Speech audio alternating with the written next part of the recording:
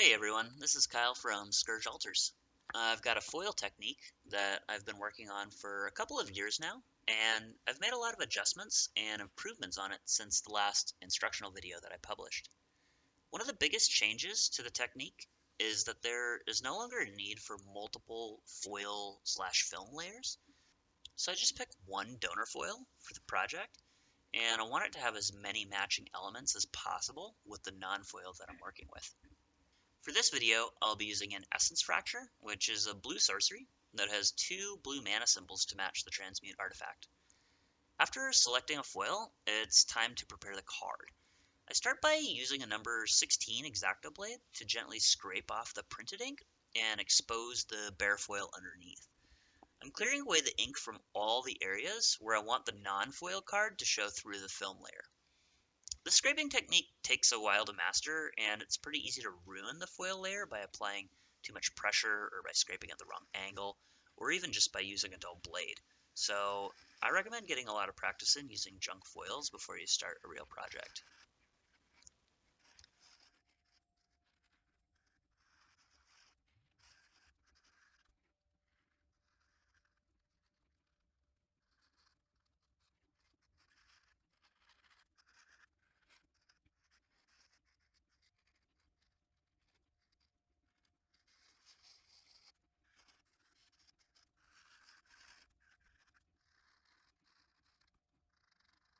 Once I've cleared away the necessary areas here, the card is ready to soak in water. Another change with this method is how long I soak the card. I've been doing about 1 hour of soak time for old frame foils, and this seems to work pretty well. If the card is soaked for too long, the foil will often peel away from the plastic film when I go to remove the adhesive, and that's a real bummer.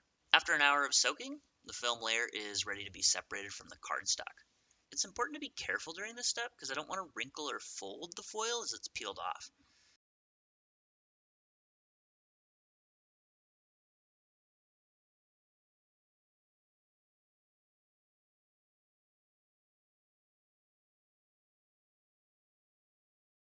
Once the layer is separated, I lay the film flat on the table, and with my offhand, I'm holding down the foil with a firm pressure and gently rubbing the back to remove the excess cardstock.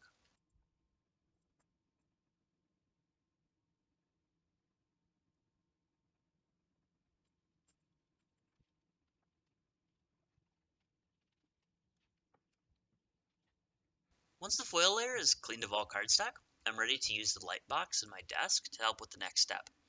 The light shining through the foil layer here allows me to easily see the edges of the art frame and text box. In this step of the process, I'm clearing off the foil backing in the areas where I want the Transmute artifact to show through.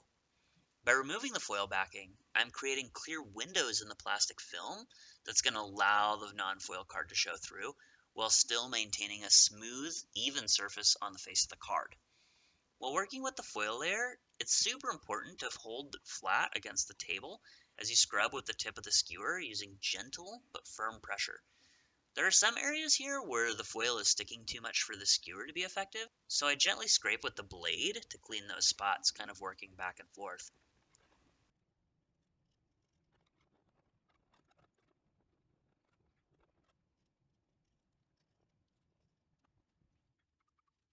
Once I have the art frame and text box cleared up, I'm ready to etch out space for the name text and the set symbol.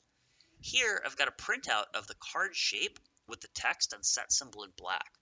I flip the sheet upside down over the light box and line the foil layer up so that it sits directly over the print.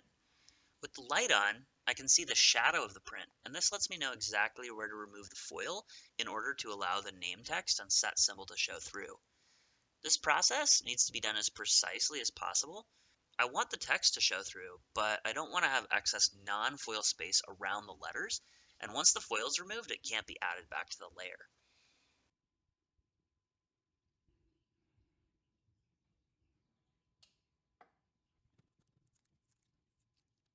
Alright, that looks pretty good right there. Now I'm ready to adhere the foil layer to the Transmute artifact.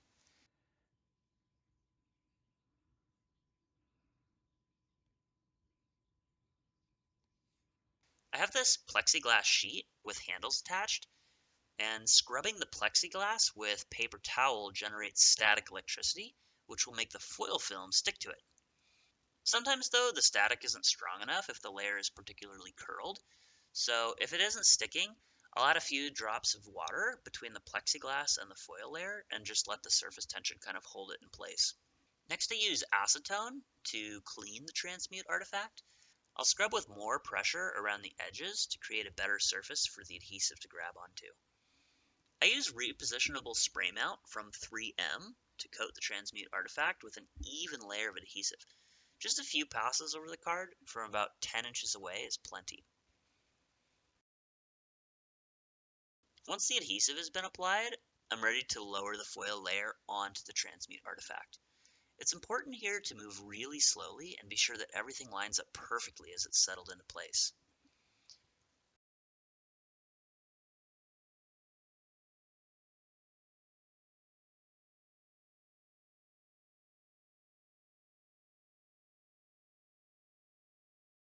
Next, I make a few little punctures anywhere I see a small air bubble between the layers so that the air can escape when we put the card in the vise to dry.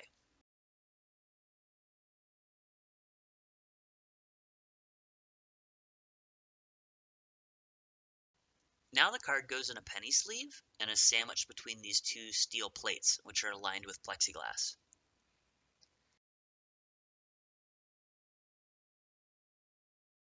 The plates are then pressed in the vise and allowed to dry under pressure for 2 days. Here we are after 2 days in the vise. Let's open this up and see what we got.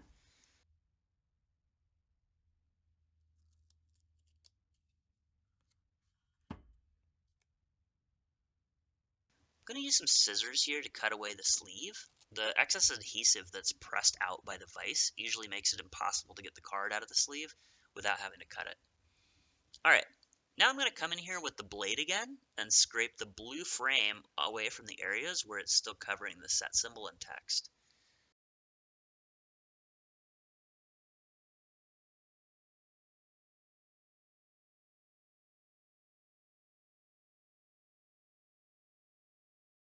Before starting with the painting, it's a good idea to wipe the card down with a paper towel. I paint using really watery, thin layers of golden fluid acrylics so that the foil is visible through the paint. I have a fan directed at the card for this step because the thin layers of paint tend to want to bead up on the non-porous surface of the foil layer, and the extra airflow just helps dry the paint out faster and makes the whole process go a little smoother. I go over these blank foil areas numerous times with thin layers to build up a pigment density that matches the frame as closely as possible. Blue and black cards tend to be the easiest to blend, while the other colors tend to be more difficult to match the color and opacity of the frame. For some reason, yellow paint just really doesn't react well with foil. It becomes too opaque before enough of a pigment density is achieved, and unfortunately, yellow is present in artifacts, lands, green, red, and white cards, so it makes it a little more difficult to color match those. I'm still experimenting with different paints and different brands to try to address this issue, but so far I haven't found a super good solution.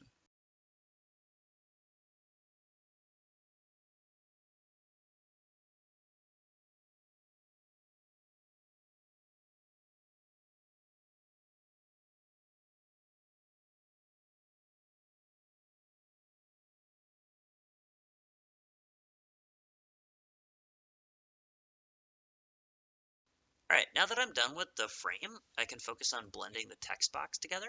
Just building up layers here till we match the colors together. I'm using smooth, broad strokes and allowing the paint to go over the edges of the text box, focusing more on blending the colors and the pattern of the text box background, rather than worrying too much about keeping everything in the boundaries.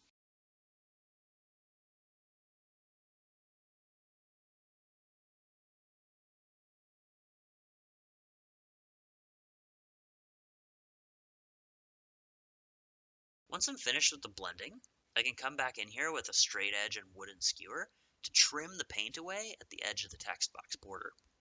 Since I've been painting with really thin layers, trimming the paint here isn't going to leave me with a raised edge or texture where the paint ends. And that's like the biggest thing that I'm trying to accomplish with this whole technique is eliminating surface texture and eliminating extra stiffness in the final product. So each step of the way, it's really important for me to keep that in mind. Now I'm just finishing up with the art box here, matching the colors around the edges where bare foil is still visible.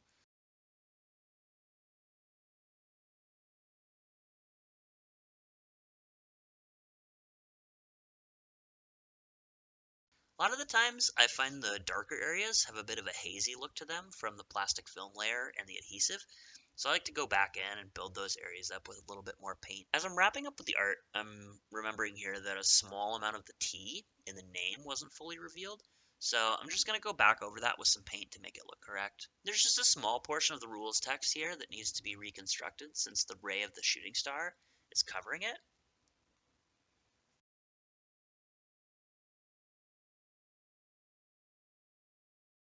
Finally, I go over the border with black paint to touch up any blemishes and get a nice crisp look for the card.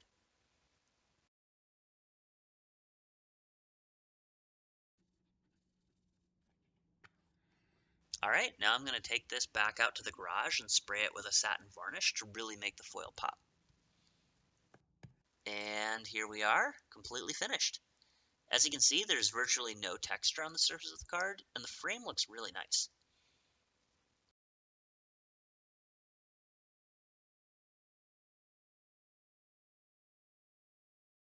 Here you can see that the card has the same thickness as a normal old frame foil, the flex is the same, and the surface is incredibly smooth. Notice that there's no edge here where the foil and the art box meet. Alright, thanks for watching everyone. I hope you enjoyed getting an in-depth look at this process, and I'll see you next time.